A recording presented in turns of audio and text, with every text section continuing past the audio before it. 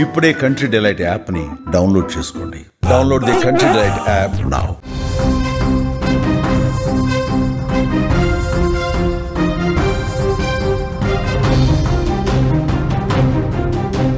ఏపీని వర్షాలు ముంచెత్తుతున్నాయి. తాజాగా ఏపీలో తుఫాన్ తాజాగా భయపెడుతుంది.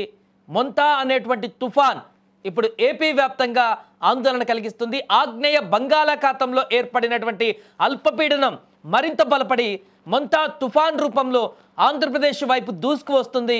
ప్రస్తుతం వాయుగుండం ఆదివారం నాటికి తీవ్ర వాయుగుండంగా మారేటువంటి అవకాశం కూడా ఉంది.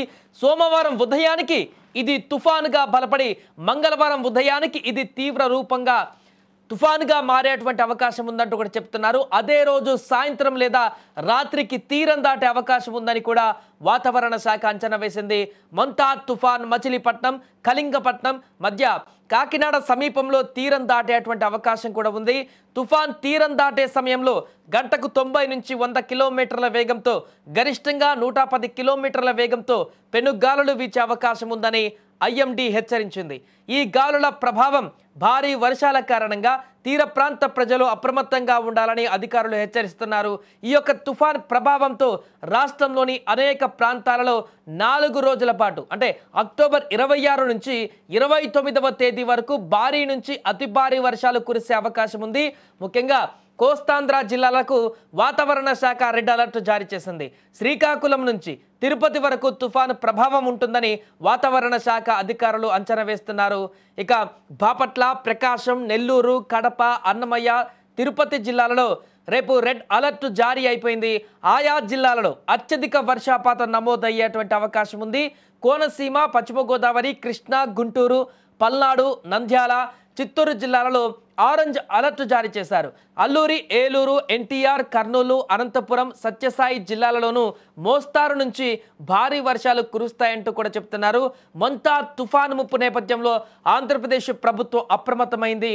ప్రాణ ఆస్తి నష్టం జరగకుండా తగిన చర్యలు చేపట్టాలని సీఎం చంద్రబాబు అధికారులను ఇప్పటికే ఆదేశించారు. ఎన్డీఆర్ఎఫ్ కానీ ఎస్డీఆర్ఎఫ్ బృందాలను ముందుగానే సిద్ధం చేసి తీర ప్రాంత ప్రజలను సురక్షిత ప్రాంతాలకు తరలించాలని సూచించారు. అత్యవసర పరిస్థితుల కోసం కంట్రోల్ రూమ్లను 24/7 అందుబాటులో ఉంచారు. మత్స్యకారులు వేటకు వెళ్లరాదని కూడా ఇప్పటికే హెచ్చరికలు కూడా జారీ చేశారు. తుఫాన్ నేపథ్యంలో కృష్ణా జిల్లాలలో ముఖ్యంగా స్కూళ్లకు సెలవులు కూడా ప్రకటించేశారు.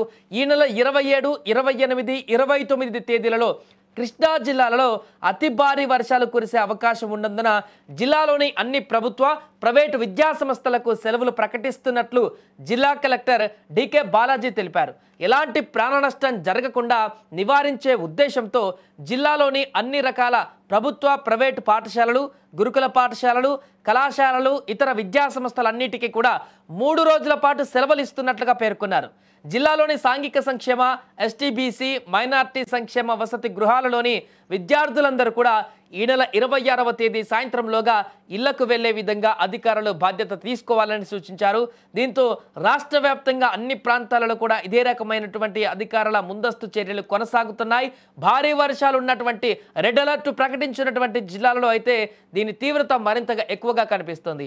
ఈ తుఫాను ప్రభావం ఏ రకంగా ఉండబోతుంది, తీర ప్రాంతాలలో ముఖ్యంగా రెడ్ అలర్ట్ ప్రకటించినటువంటి జిల్లాలలో ఎలాంటి ప్రభావాన్ని చూపించబోతుంది అనేది అక్కడ ఆందోళనగా మారింది. ప్రజలందరూ కూడా దీనికి సంబంధించి జాగ్రత్తలు కూడా తీసుకోవాలంటూ చెప్తున్నారు అధికారులు.